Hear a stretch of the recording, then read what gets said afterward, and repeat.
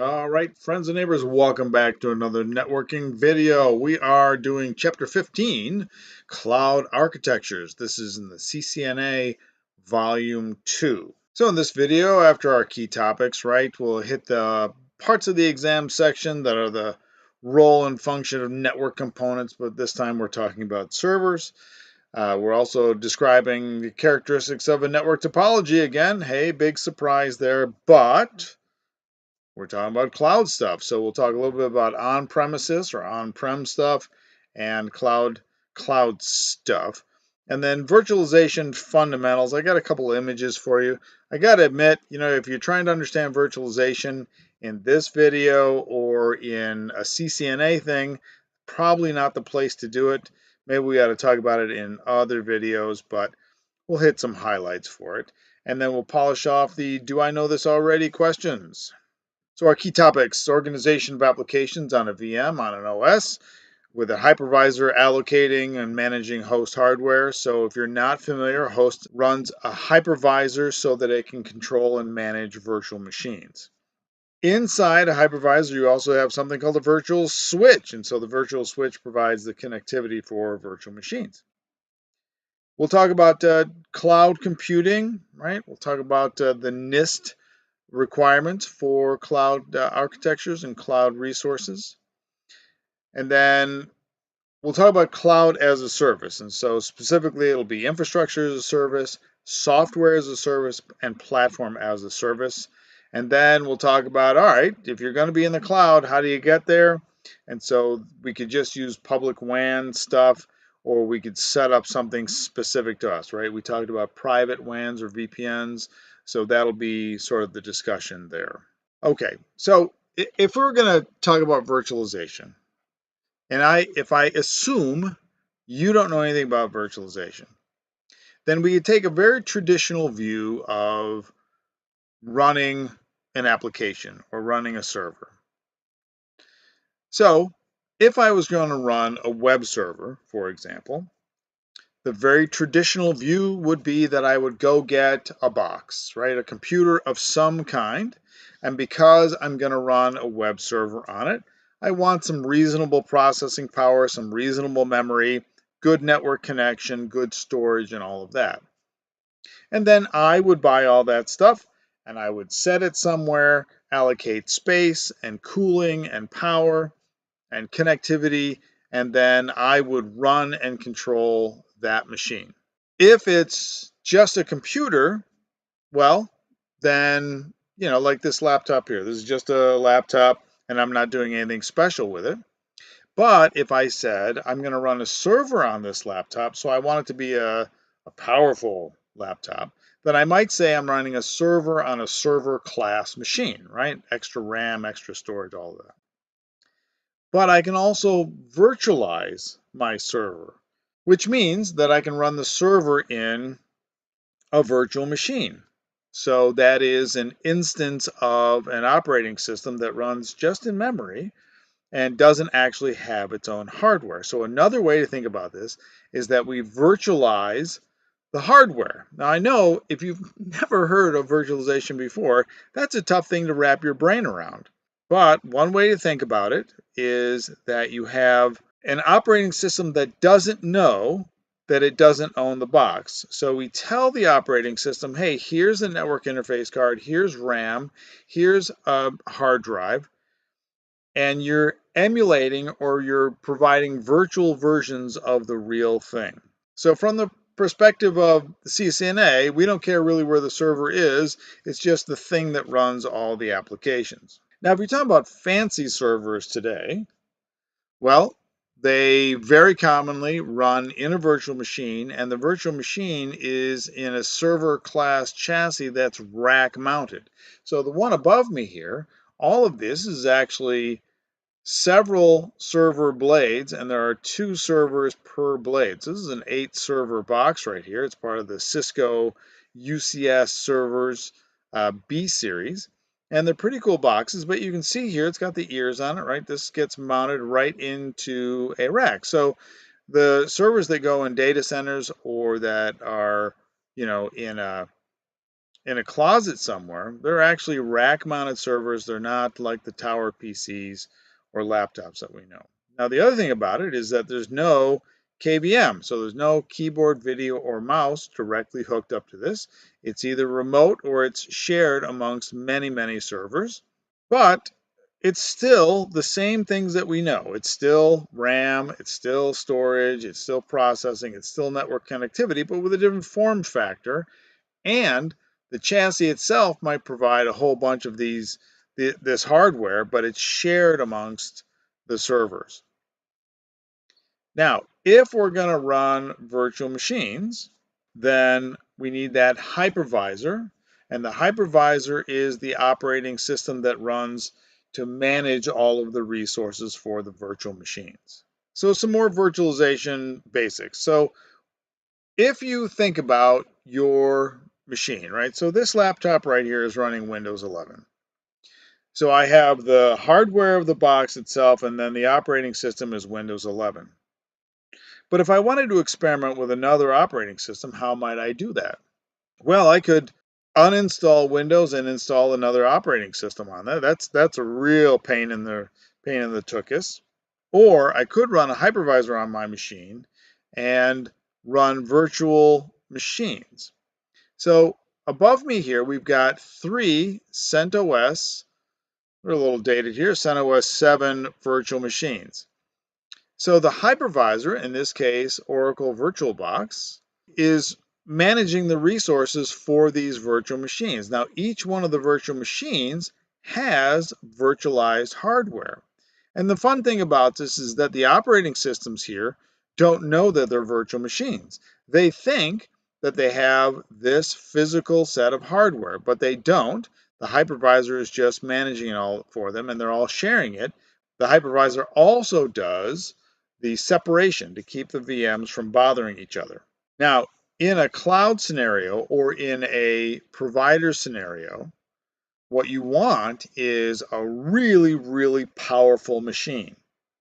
And the reason that we want a really, really powerful machine is because we don't want to have individual PCs for all of these servers that might be out here, right? All of these. So what we do instead is we build a chassis with 64 gig of RAM or 128 gig of RAM or 256 gig of RAM. Lots of processing capability, lots of storage capability, and lots of network connectivity. And then we can run a whole bunch of virtual machines and give each one of them a percentage of the resources. And in this case, the only host operating system that's running is the hypervisor software. So for example, ESXi. Now there's a couple of vendors out there that do this, right? This is Oracle and VirtualBox, VMware Workstation, KVM, right? These are all popular examples of hypervisors. Now you can see that there's also a network tab here, or a network option. So each VM also has a network connection, and that network connection goes to the internal switch for the hypervisor. So we call that internal switch a virtual switch or a vSwitch. So the hypervisor manages the network connectivity. Now up to this box that's running all these virtual machines, right, I might want them on different VLANs or things like that. So it's very common to trunk up to the hypervisor chassis itself. And at some point, you'll connect into the rest of the world. Now, there's a lot going on this slide, but so let's start with something fairly straightforward. This is just a machine, right? The ESX box here is just a machine, but it's a server class chassis. And then we've got some hardware switches, we got a hardware router, and then we go to the RIT network. So this stuff is all physical hardware. And then we've got a couple of PCs out there, one for testing and one for management. So this vSphere management node is actually managing this server right here, or more specifically, it's managing the box's hypervisor that's on there. Now these other machines here, all of these, including this switch, are virtual machines. Now, I'm going to make a distinction between Open vSwitch here and the hypervisor vSwitch. So now if we take a look at this diagram up here, this shows the internal network connectivity inside our hypervisor box. So here's the actual physical NIC that is connected to this particular virtual switch. And then we can see that there are different, in this case, Ubuntu machines that are connected to the vSwitch, right? So each one of them has a connection to the vSwitch. It's just a virtual switch. It's just how the hypervisor connects everything. But they also have a VLAN associated with them. So this VLAN means a trunk. So the connection coming into this box is a trunk line, and then the VMs, the virtual machines, are on their own VLANs. So that's connectivity for the VMs, and that's how it connects to the actual box.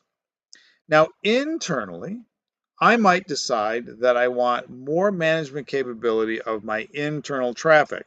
The vSwitch is nice, but it's just connectivity and maybe some VLANs. It doesn't provide the same kinds of features that, a full-featured switch would provide. So very commonly, we might deploy a virtual machine that is actually a router or a switch to give us that functionality. So here we got on this diagram 3 different kinds of switches. We have a vSwitch that's part of the hypervisor. We have a virtual machine that's acting as a network device. And then we have actual physical network devices. So this is, sort of a look-see into the networking on the virtualization side. But of course, the chassis has to connect to the real world, and the VMs have to be able to talk out to the real world as well. Now, this is just an example of a very, very small topology. But what if I was hosting hundreds of VMs or providing connectivity to customers from the outside? Now, this brings us to data center networking. So a very common approach to networking all the servers and their associated VMs is to connect them to a top-of-rack switch. Okay, so this is a server. Here's another server. Here's another rack-mounted server. And these servers are going to be running a hypervisor, or there may be a hypervisor that controls all of the servers and all of the virtual machines. But these chassis, in addition to their internal networking, need to connect to the rest of the world. So at the top of this rack, we have the top of rack switch. And then the same thing over here, right? We have servers, they'll all connect to the top of rack switch, and then the top of rack switch will connect out to the world. Or if we have a whole bunch of racks, we might want to create an aggregation point called the end of row switch. So these switches might all be connected to the next layer up. Now, all of these resources here, right? I don't need to walk up to this server and connect a keyboard, video, and mouse to it. They're all remotely accessed, and I have a bunch of tools for automatically configuring virtual machines, adding and subtracting resources, and all of that. Because I have all of these specialized tools, that allows me to remotely and very, very quickly create and retire or turn off virtual machines and provide changes to connectivity on those virtual machines as well. So if this was running in my data center, right, and I was controlling everything, then I might consider this to be in-house or private. If I was, say, Amazon, then I might have cloud customers coming to these very same machines. So another busy slide, but let's just sort of talk through it. If we start thinking about our workflow, right, in a local setting, the network or virtualization engineers might need to provide expanded services, right? So we are a growing company. We need more virtual machines. So what would they do? They would spec out a machine. They would make the purchase, install the box, install the tools, install the software, and then deploy the virtual machine. So they would do the whole thing. But the cloud works differently, namely because you don't own it, but also because the whole name of the game in the cloud is to already have that ability to expand and contract the resources that you're offering. So for the cloud then, instead of, well, we need more capacity, let's go see about expanding our local data center.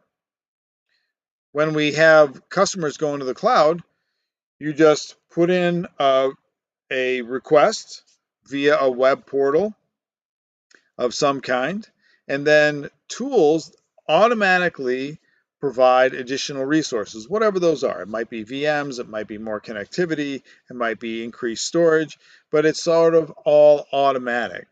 So cloud computing services is a different way to offer IT services, right? It is sort of this automated, I don't have to worry about the hardware kind of approach to IT services. Now, what is the NIST criteria for cloud services? Well, it's got to be on demand, meaning that I have to be able to ask for it and receive it almost immediately. Broadband network access means I've got to be able to access it from almost anywhere via a wide variety of WAN connectivity options. Resource pooling. Well, we know that virtual machines are sharing the resources of the physical hardware that they're sitting on. And the VMs also ought to be able to share things between them when they're in this, especially when they're owned by the same company. Rapid elasticity. That means that I should be able to expand and contract resources very, very quickly.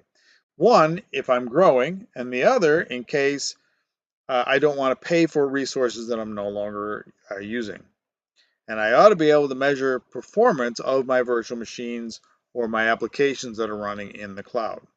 So here we are. Imagine that you're able to request a whole bunch of virtual machines and have those virtual machines connected in a certain way, running a particular kind of software, and all have it provisioned automatically within a few minutes. I work with the NSF Fabric architecture, and what we do is we make requests of virtual machines that are sometimes hundreds of miles away, states away, or even on the other side of an ocean, and in moments, the virtual machines are up and running. Now, the chapter spends some time on public versus private clouds, and the real difference between them is where are the providers and where are the customers. If the provider and the customers are in the same organization, that's a private cloud. Same ideas apply, right? Same virtualization, same sort of data center approach, but it's a private cloud. If, however, anybody can request resources from me from anywhere, then I am a public cloud provider. In either case, I offer some set of services, and these are often referred to as the Cloud Services Catalog. Now let's talk just a minute about the cloud and the as-a-service model. Now, what are we using the cloud for? What are we trying to do? If you're a student in high school or middle school, you might be given a Chromebook, right? Now, Chromebooks aren't very powerful, and they don't need to be because your applications are running someplace else. They're running in a data center somewhere, and so you're accessing those applications from your Chromebook. So in that case, those applications, that virtual machine is yours and it has all of your applications. So that's one type of use of cloud infrastructure. But the real thing about cloud as a service is that you're not buying the hardware, you're not worrying about software licenses, you're not worrying about installing or maintaining any of this. And there are three very popular sorts of model and cloud as a service. One is infrastructure as a service.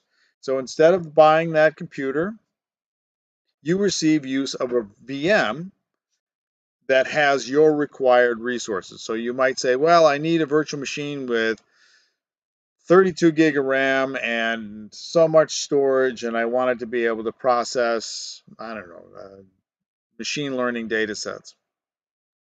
So in that case, the provider provisions a VM for you, and then it's up to you to do with the VM as you wish. Now, the next model is software as a service, or SaaS. The customer needs a particular application, so some type of server, and doesn't really care how you give it to them. They just say, look, I need a server of some kind, or I need access to a service.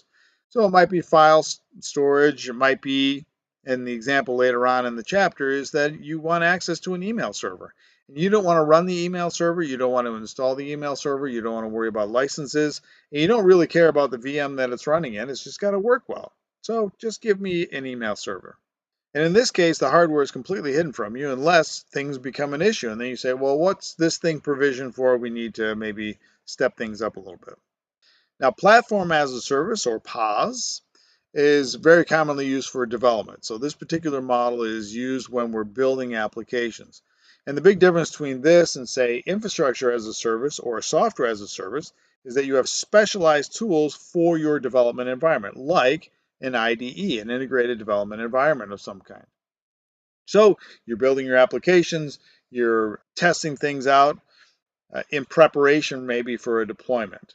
Now, the development environment might not be needed, so you might transition from platform as a service to infrastructure as a service, but the platform as a service is very commonly used for development.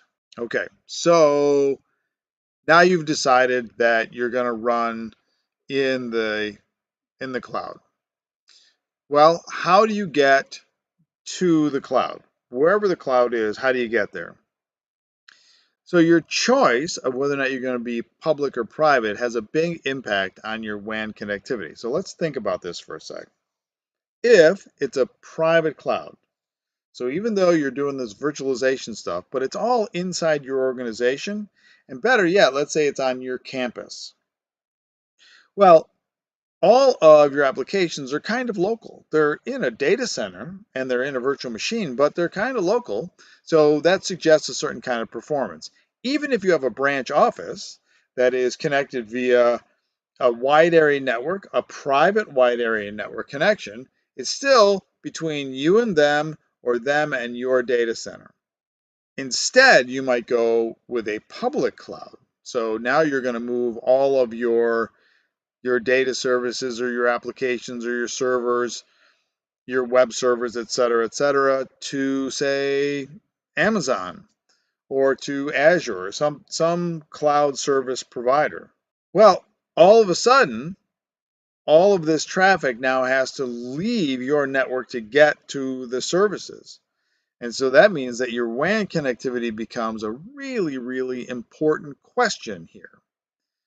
So the important ideas there, we've got our application and data security, performance, capacity, and is there a service level agreement that guarantees you bandwidth or performance of some kind?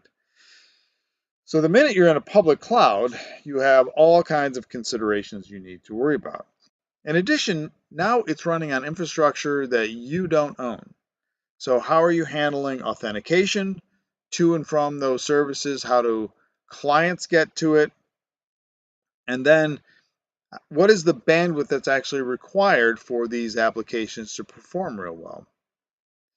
Now, you might just use your standard ISP connection to get there, right? You've got a connection to the internet, right? Your branch, the other branches, the regional office, like in the picture above, they might have a standard internet connection. And that might be just fine. And there are good reasons to stick with standard internet connectivity. If for some reason you don't like your cloud service provider anymore, you can easily move to another one and move all your data over there.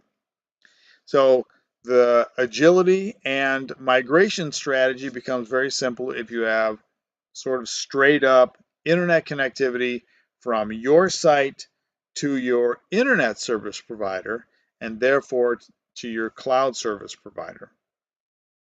It also doesn't matter where your users are. If you just have standard internet connectivity, right, then they can be anywhere and connect to the cloud as long as you can.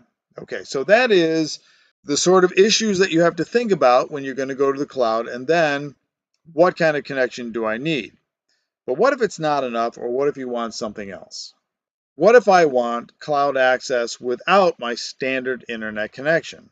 We know that really everything is connected to the internet. So you're not really setting up something very, very specific to you. You're connecting to a service provider that's giving you either a virtual circuit for a VPN or an encrypted VPN. Okay, so remember from last chapter, we got two general categories of VPNs, right? We have VPNs that encrypt data, and we have VPNs that are private because they give us a virtual circuit that's only for us. Now, in all of these cases, the connectivity to the cloud provider is going to be the same sorts of technologies that we've already talked about, IPsec TLS or maybe MPLS private circuits. What we have to remember, though, is that there's a big difference between a VPN that's encrypting and a VPN that's private because we get a virtual circuit. Now, there are good reasons for using a private WAN or an internet VPN connection over your standard internet connectivity, right? We might lose some flexibility, but the dedicated lines are private because they're virtual circuits for us. If you're worried about security, then the VPN, the IPsec or TLS VPN, gives us the encryption. And Ethernet WANs, right, the Metro E connections, and MPLS can provide quality of service even over internet architecture. Now, VPNs that are encrypted cannot. They have no capability to do quality of service, and they're adding an extra header, and they're doing the encryption work. So we're not going to count on quality of service from an encrypted VPN, but Ethernet WANs or MPLS architectures might. Now, things aren't perfect in the private WAN or VPN space. There's the cost, right? Usually this is a more expensive way to go, and there's the provisioning time. If you want to be up and running, then this might be a little bit slower than you want. Now, there is another solution that's out there, and that is an inter-cloud exchange. So these are organizations or providers that connect to all of the major cloud providers and make migration easier. So the scenario in the chapter is that, okay, you are going to migrate to the cloud. So currently, you start with your physical machine in your data center or an actual physical machine that's running your email server. Now, whichever of those cases it is, right, the local virtualization or network or systems engineers, they have full control over this. They have to worry about hardware, the operating system, the licenses, the managing of the box, the backup, the security, all of that. They're responsible. It's in their hands for all of that. And what we want, at least in this particular scenario, is that we want to move to a cloud service provider for our email. And the example in the book is Microsoft Exchange. So in this case, we're looking for an email server. We're not going to ask for infrastructure. We're not going to ask for a development environment. We're going to ask for software as a service. So all that we want is a functioning quality email server. So we request that this is provisioned and we migrate out there. So the local staff don't do anything with the server. They don't manage the VMs, the hardware, the licensing. They don't do any of that. We just commission the cloud service provider to give us a server in the cloud. Now, one of the things to think about is that we've got this traffic difference, right? The server was local, and if we have a bunch of offices, right? So here we've got a couple of branch offices. If the mail server was over here in headquarters, then this private WAN maybe connections that we have, this would exist right between all of the branches because the server is over here, and internally we would have really easy access to the server. But now if it's out in the cloud somewhere, well, we don't have any reduction in local traffic because we still have to get across these links to wherever the server is. But now our email traffic, 100% of it's going off-site, right? None of it is internal. None of it is on our private WAN connection between our sites.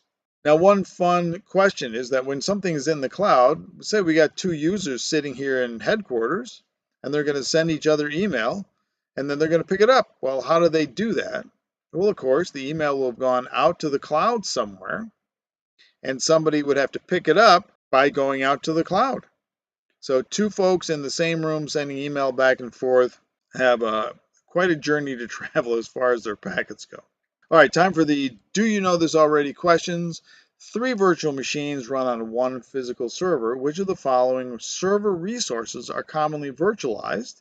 So each VM can use the required amount of that resource. Choose 3. And the answers there were A, B, and E, the network interface card, the RAM, and the CPU. So whatever the hardware that the box has, those VMs are going to share that, and the hypervisor is going to manage it between the VMs. Question number 2, 8 virtual machines run on 1 physical server. By the way, it's very common to see 100 VMs running on 1 server. The server has 2 physical Ethernet NICs. Which answers describe a method that allows all 8 VMs to communicate? And the answer there was D. Each VM has a virtual NIC connected to a virtual switch. So internally, right, they're all connected to that vSwitch, and the traffic between the VMs doesn't actually have to leave the chassis at all. Question number 3, which of the following cloud services is most likely to be used for software development? And that was Platform as a Service, B. Question number 4, which of the following cloud services is most likely to be purchased and then used later to install your own software applications? And that was Infrastructure as a Service. I need a VM that I'm going to use for whatever I need it for. Question number 5, an enterprise plans to start using public cloud service and is considering different WAN options. The answers list 4 options under consideration. Which one option has the most issues if the company chooses one cloud provider and then wants to change to a different cloud provider? Okay, so the question is, I've got a connection to a cloud provider and I want to move somewhere. Of all the WAN connections that are out there, which one is the one that's going to be the biggest pain? And that is if you have a private WAN connection to a cloud provider, and you've got all that privacy now and those specialized connections, and now you want to move over to a different cloud provider, well, now you got to shift all that, and that's the hardest one to deal with. Question number 6, an enterprise plans to start using a public cloud service and is considering different WAN options. The answers list 4 options under consideration. Which of the options provide good security by keeping the data private while also providing good quality of service? Choose 2. Well, it depends on what you're after, but the key here is that good quality of service. So we know that an encrypted VPN can't do that.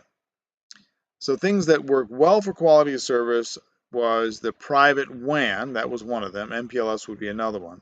And then keeping the data private and also doing good quality service would be the intercloud exchange, because everybody's connected to the intercloud exchange. All right, the Chapter 16 look ahead. Hey, we're done with part 4. We're going to move on to part 5, which is network automation. I'm kind of jazzed about this section myself because this is really how we want to do things today, right? So now Chapter 16 is the intro to controller-based networking. So this is software-defined networking, controllers and flow tables, oh my, network programmability, and spine leaf topologies. These are a big part of large architectures. So this has been cloud or virtualization architectures. So we talked a lot about cloud stuff, right? Virtualization, processing, memory, networking, storage, all of those resources that a hypervisor shares amongst the virtual machines. And then we know that we've got public and private clouds, and so the resources might be everywhere. So we need to talk about WAN connectivity to those cloud resources and think about the workflows as we're designing things. And we talked about the cloud as a service. So that was IaaS, SaaS, and PaaS.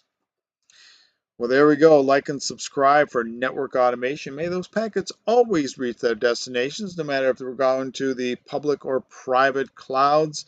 And hey, this is CCNA. We're going on to Section 5. You can do this.